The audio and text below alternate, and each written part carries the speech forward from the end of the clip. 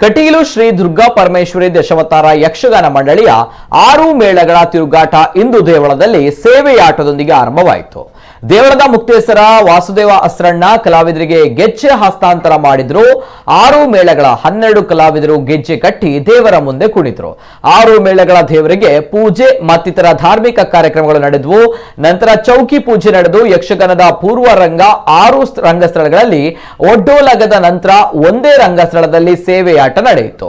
ಈ ಸಂದರ್ಭ ದೇವಳ ಮುಕ್ತೇಶ್ವರ ಮತ್ತು ಆಡಳಿತ ಮಂಡಳಿ ಅಧ್ಯಕ್ಷ ಸನತ್ ಕುಮಾರ್ ಶೆಟ್ಟಿ ಕೊಡೆತ್ತೂರು ಗುತ್ತು, 6 ಮೇಳಗಳ ಸಂಚಾಲಕ ಕಲ್ಲಾಡಿ ದೇವಿ ಪ್ರಸಾದ್ ಶೆಟ್ಟಿ, ಲಕ್ಷ್ಮೀನಾರಾಯಣ ಅಸ್ರಣ್ಣ, ಅನಂತ ಪದ್ಮನಾಭ ಅಸ್ರಣ್ಣ, ದೇವಳದ ಪ್ರಬಂಧಕ ತಾರನಾಥ ಶೆಟ್ಟಿ ಅತ್ತೂರು, ಕೊಡೆತ್ತೂರು ಗುತ್ತು ಮತ್ತು ಶಿಬರೂರು ಗ್ರಾಮಸ್ಥರು ಉಪಸ್ಥಿತರಿದ್ದರು.